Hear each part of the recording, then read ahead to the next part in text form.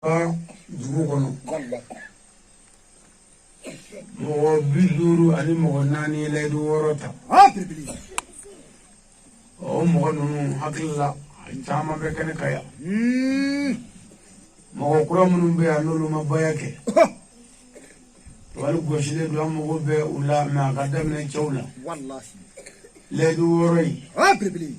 kuranɛ de y'a fɔ a kɛli ti foyi ɲani a tɛ ne ka muso cɛya a tɛ ne den cɛya a ye baya kɛ surɔ baya nafa bɛ bayakɛla yɛrɛ de kan baya ye alibitiri de ye n'i bɛna wari jugu kɛ dɔrɔn a b'a fɔ pere k'i bɛ ɔrɔzi la mɛ n'i ma baya kɛ dɔrɔn jɔyɔrɔ t'i la fɛn o fɛn ma nin jɛ i bɛ se k'o kɛ layidu 6 wa maa man ka sɔn yɛrɛ ko i kunkolo b'i kari la k'i hakili ka ɲi k'i bɛ dungari na hali ni ala kuma nin fɔ yɛrɛ ko dɔ b'a min nin fara kan nin man ka to a la o kuma cɛw ka wuli ka na an tɛgɛ don ɲɔgɔn bolo an ka sababu 54 ni 55 i tɔgɔ Ablaye asilama bɛ k'an géré an ka mɔgɔ 55 bɛna baya kɛ sisan fugan wajuli la ayiwa Ablaye ni mɔgɔ bɛ segin o kan ashhadu an la ilaha illallah wa ashhadu anna muhammadu rasulullah nti fila fara ala kan nti suɲani kɛ nti jɛnɛya kɛ nti namara kɛ sekɔrɔ nda kɛ molo kɔrɔ nti n den faga ni kira muhammadu ye labaari ma mina labɛnnen don n b'a kɛ ya rabbi ala k'an ni dɛmɛ ala k'an faga se bon kuranɛ de ko sisan ko tuma min na baya bɛ ka kɛ ko ala ka dɛmɛ bolo bɛ yan ka bayakɛla kunna k'i dɛmɛ baya la ya rabbi ala k'an ni dɛmɛ wali ala rasul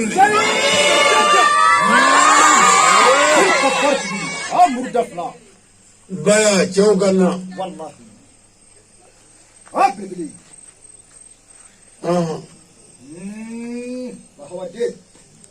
cɛ o kuma ale o kɔrɔ ko cɛ ala kana to sitana k'i bolo wuli ka na kɛ i tɔgɔ Juma ayiwa e bɛ ŋaniya siri ni n fa bɛ segin o kan n bɛ seereya k'a fɔ ma si tɛ yen fɔ ala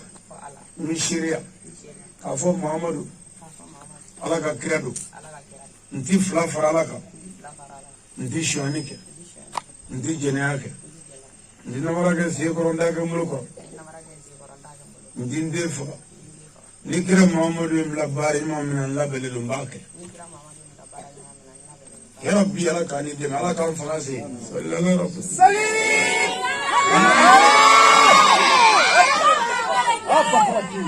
mɔgɔ 50 ni mɔgɔ 6 cɛw a ye wuli a ye yɛrɛ feere ala ma ni layidu 6 fil Qur'an suratu tawba a b'o kɔnɔ bakara a b'o kɔnɔ maida a b'o kɔnɔ suratul fatuhu a bɛ yen suratul ali imran a bɛ yen yani suratul mumtahina aya laba oma aya 12 a bɛ yen kuma Qur'an ayo takni aya 12 a bɛ yen ya ayyuhan nabiy idza ja'aka al-mu'minatu yubayyinaka alayhi wa radamin nga Qur'an kono e ay dara tonde malien tonde ali banari tonde ni duna ti fu nyawnya na kadi ke me fara la ka be ku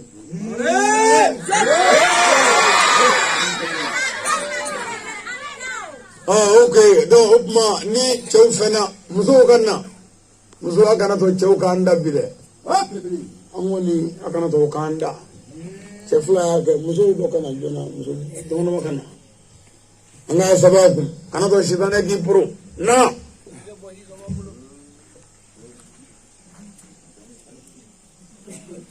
شيطان ماي أعوذ بالله من الشيطان اللعين الرجيم شيطان ماي والله هلا هلا جوابه إيه دوكنا أنا ولا أمو داس لا أمو داو أني أو بترجع كلنا أمو دا na faram soga ni adale biduru ani woro biduru nye mo bi woro yo mo bi woro ni kele mo bi woro ni fla bi woro ni saba bi woro ani nani ma bi woro ni nani folo ko ni do ga wuli aha mo bi woro ni nani ledu woro abina sabaku wallahi jogo islamiyai wallahi ala ba do ni islamiyai ni me do wala do ala min de ni ko yo dogo nya jamfa nya ni ala fe ala kanan so di afi billahi ne dine de ba wati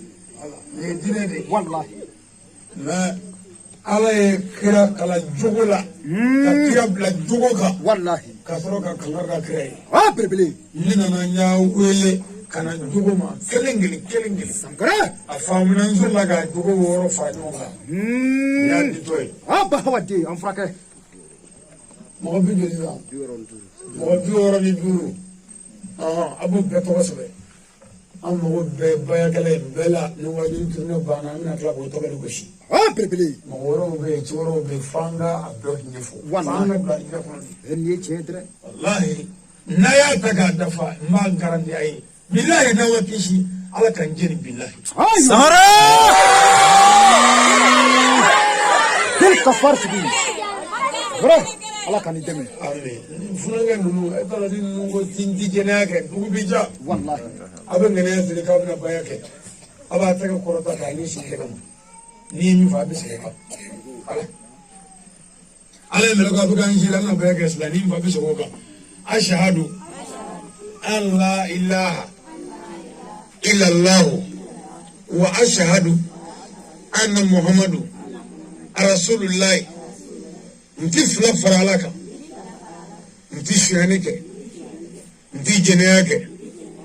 nti namara ke se koronda ke mulukro nti ndefala ni kira muhammadu yamla bara jima mina la bele bake la kamne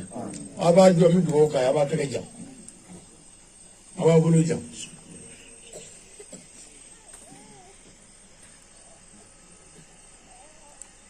alhamdulillah rabbil alamin ata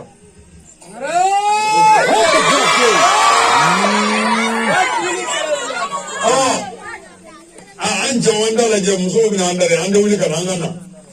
bina andare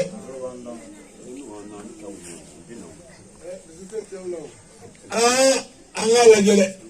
jeli plein ani kulo jeli da le duro abe kurane kono wala so ko taro karane ko taro warti sara bietita ba wati nadro kana kedro ka dafa dro bana direct aywa len mo bi juri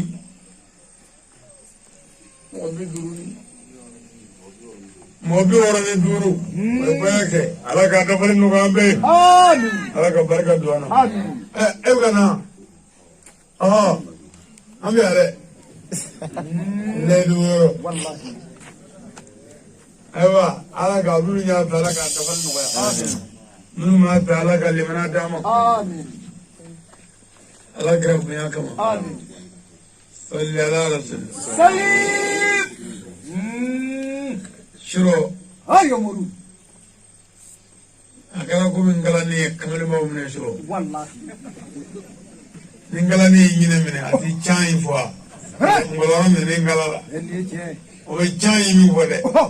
shiro ne le kamale mo kulu ka men shiro ko chai ayo muru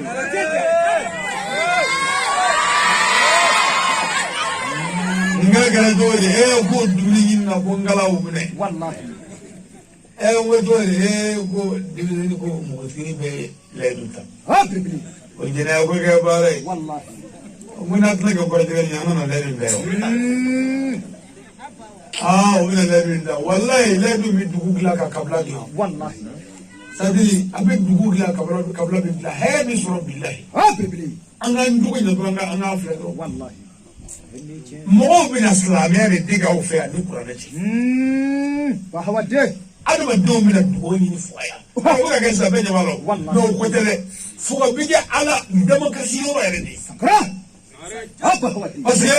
ala ka mamuru de bɛ fɔ yan min tɔgɔ ye Badurali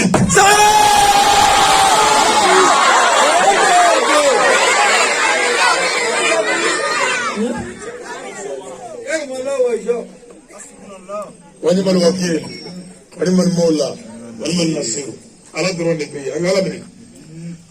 لا يوجد بانا بيقول